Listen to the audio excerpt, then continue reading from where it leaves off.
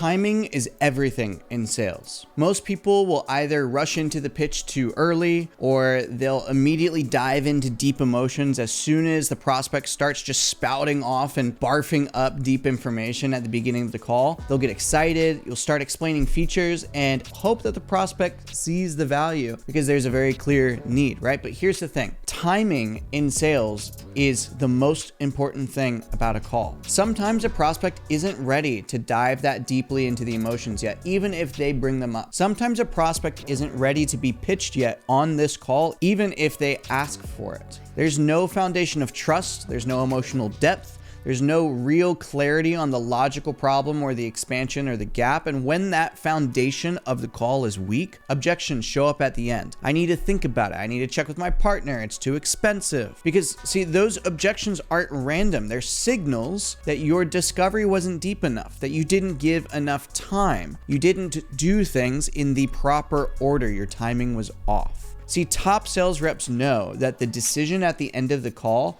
should feel inevitable. It should feel like an absolute no-brainer. But that inevitability, that no-brainerness of that decision comes from depth and timing. It comes from slowing down, asking the right questions in the right order, uncovering the real emotional stakes behind what's going on.